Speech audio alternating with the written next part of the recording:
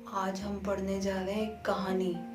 नहीं नहीं नहीं, एक कविता जो लिखी गई है कहानी के फॉर्म में। और इस कविता का नाम है द लेजेंड्स ऑफ नॉर्थलैंड।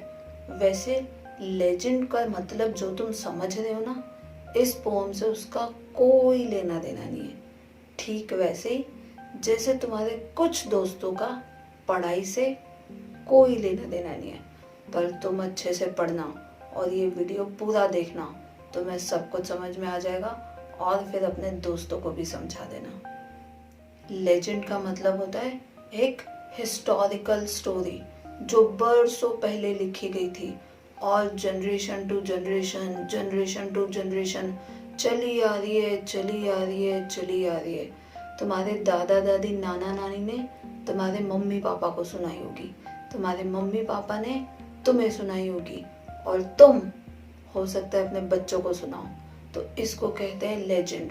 और नॉर्थलैंड सुन के तुम्हें ये तो समझ में आ ही गया होगा कि ऐसी लैंड जो नॉर्थ पोल के पास होती है। तो ये जो पोअम है इसमें एक ऐसी स्टोरी के बारे में बताया गया है जो नॉर्थ पोल के लोग अपने बच्चों को चाहे जब सुनाते रहते हैं और उनको पकाते रहते हैं। अब ये पोम वहाँ लिखी गई है जहाँ विंटर्स में ना दिन बहुत छोटे और रातें बहुत लंबी होती है। इतनी ज़्यादा ठंड पड़ती है कि वहाँ के लोग सो भी नहीं पाते। अब तुम सोच रहे होंगे कि मैडम ये कौन सी नई बात है, कुछ तो नया बता दिया करो। तो चलो मैं तुम्हें एक नई बात बताती हूँ। जहाँ ये पोम लिखी गई है ना, बोले तो नॉर्थलैंड, वहाँ के बच्चे ठंड से बचने के लिए इतने सारे कपड़े पहनते हैं, इतने सारे कपड़े पहनते हैं कि जब उनकी टीचर उनको डंडा मारती है ना, शरीर के कौन से हिस्से में, समझ ही गए होंगे, तो उनको पता ही नहीं चलता कि डंडा पड़ कहाँ रहा है, क्योंकि कपड़ों की लेयर ही इतनी सारी होती है। और हाँ, एक और इम्पोर्टेंट बात, ये पोम जो है ना, ये एक बैलेड के फॉर्म में लिखी गई है। बैलेड मतलब गाथाओं को गा गा के सुनाना। इसका मतलब a song narrating a story. और यूजुअली ये जो स्टोरीज होती है ना, ये फोक, ट्रेडिशन, कल्चर, इन्हीं के आसपास घूमती रहती है। तो ये वाली जो पोम है, इसमें जो स्टोरी है वो है एक ओल्ड लेडी की जो कि बहुत कंजूस है, और सेंट पीटर की। तो चलो कहानी सुनाना शुरू करती हूँ मैं तुम्हें। इस कहानी में सेंट पीटर जो हैं वो बहुत ही नेक दिल और बहुत अच्छे इंसान हैं। किसके जैसे?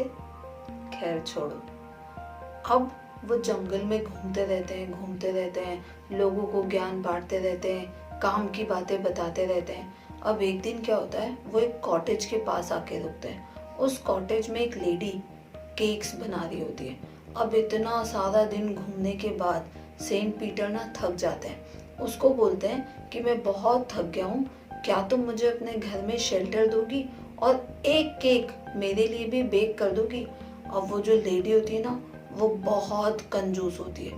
वो लेडी सोचती है कि ये जो केक मैं बना रही हूँ ये मेरे लिए खाने के हिसाब से तो ठीक है, पर चैरिटी के हिसाब से ना ये थोड़ा बड़ा केक है, तो मैं थोड़ा छोटा केक बनाती हूँ। तो जो केक वो बना रही होती है वो अलग रख देती है और थोड़ा छोटा केक बनाने की कोशिश करती है।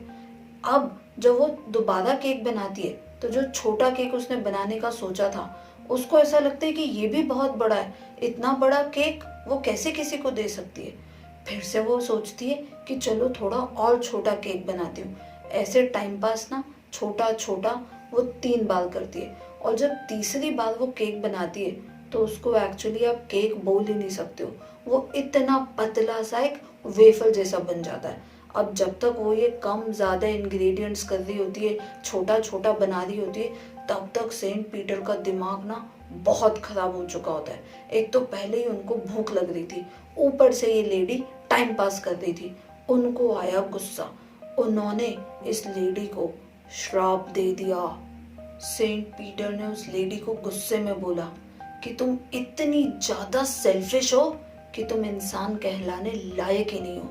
मैं आज से तुम्हें श्राप देता हूँ कि तुम फूड और वार्मथ के लिए बहुत तरसोगी। और वो उसको बना देते हैं एक वुड पैकर। तुमने देखा ही होगा, वुड पैकर जो है वो जो बड़े बड़े ट्रीज की ट्रंक होती है ना, उसमें खट खट खट खट गड्ढा खोद के उसके अंदर से खाना निकालते हैं। वुडपेकर को अपना खाना ढूंढने के लिए ना बहुत मेहनत करनी पड़ती है, बहुत तरसना पड़ता है। तो सेंट पीटर को उस लेडी ने खाने के लिए इतना वेट करवाया ना, सेंट पीटर का दिमाग खराब हुआ और उन्होंने उस लेडी को जो श्राप दिया वो इसीलिए था कि बेटा अब तुमको समझ में आएगा कि खाने के लिए जब कोई तरसाता है ना तो कितना बुरा लगता है। अब वो जो लेडी थी ना उसने अपने सिर पे एक रेड कलर की हैट पहनी हुई थी और जब सेंट पीटर ने गुस्से में उसको श्राप दिया तो उसके सारे कपड़े जल गए, सिर्फ वो एक रेड हैट बच गई।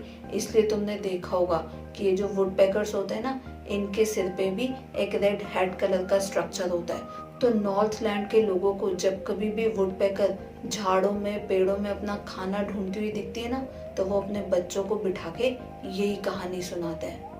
अच्छा एक बात और उस लेडी के बारे में, जब वो लेडी केक बना रही थी ना तो वो सोचती है कि ये केक्स खाते टाइम कितने छोटे छोटे लगते हैं, जब अपन खाते हैं तो कब मुंह में जाते हैं कब पेट में जाते हैं पता ही नहीं चलता है, पर जब किसी को देने की बारी आती है तो यही छोटू छोटू केक्स कितने बड़े लगने लग जाते हैं। कहने का मतलब उस लेडी का दिल बहुत छोटा था, वो इतनी ज्यादा सेल्फिश थी कि वो एक केक भी किसी को दान नहीं कर पा रही थी। और हाँ, इस पोम में एक इंसान को बर्ड बना दिया गया। अब तुमने कभी अपने जीवन में ऐसा देखा कि कोई इंसान अचानक से फिश करके एक चिड़िया बन गया? नहीं ना, ऐसा होता भी नहीं है। ये कुछ अलौकिक शक्तियां होती हैं जो ऐसा कर पाती हैं और इन्हीं चीजों को हम कहते हैं सुपर नेचुरल एलिमेंट। वैसे तो इस पोएम की समरी है ही बहुत इजी, फिर भी कभी तुम्हें टीचर पूछे कि चलो इस पोएम से तुमने क्या सीखा और तुम्हारा आंसर देने का मन नहीं कर रहा हो तो तुम सिर्फ 3 शब्द बोल के भी काम चला सकते हो, और वो 3 शब्द हैं लालच, बुरी, बला। ये पोएम हमें ये सिखाती है कि लालच करना बहुत बुरी बात होती है। जैसे वो लेडी के मन में लालच आ रहा था ना, वो एक छोटा सा केक भी नहीं दे पा रही थी, तो ऐसे लालच करना अच्छी बात नहीं होती। और ये पोएम ना बाइबल के ओल्ड टेस्टामेंट पे बेस्ड है, उसमें भी कहीं कुछ ऐसे ही होता है कि किसी ने लालच किया होता है और फिर उसको सिखाया जाता है कि बेटा लालच नहीं करते। हाँ एक बात और, ये जो स्टोरी है ना इसकी ऑथेंटिसिटी पे पोएट भी श्योर नहीं है, उसको भी नहीं पता कि ये स्टोरी कितनी सच है, पर इस स्टोरी का जो मॉरल है ना वो उनको इतना टेम्पटिंग लगा कि उन्होंने इस पे एक पोएम ही लिख मारी। इस पोएम में 16 स्टैंजा है और हर एक स्टैंजा में 4 लाइन्स हैं। अगर तुम राइमिंग स्कीम की बात करो तो वो है ABCB। कहने का मतलब कि सेकेंड लाइन का last word rhymes with 4th line का लास्ट वर्ड, इसलिए इसकी राइमिंग स्कीम है ABCB। अब अगर तुम्हें समझना हो तो फर्स्ट स्टैंजा को देखो। Away, away in the Northland, where the hours of the day are few, and the nights are so long in winter that they cannot sleep them through। मतलब few through सुनने में एक जैसे लग रहा है ना, स्पेलिंग का लोड मत लो। वैसे भी राइमिंग स्कीम में ना स्पेलिंग मैटर नहीं करती, सिर्फ सुनने में राइम होना चाहिए। इसलिए ये वाली जो पोएम है इसकी राइमिंग स्कीम अगर पूछेंगे एग्जाम में तो तुम क्या लिखोगे? ABCB। तो आज तुम्हें कसम खाओ कि अगर तुम लालच करते हो तो आज के बाद कभी नहीं करोगे, और अगर नहीं करते हो तो आगे भी नहीं करोगे।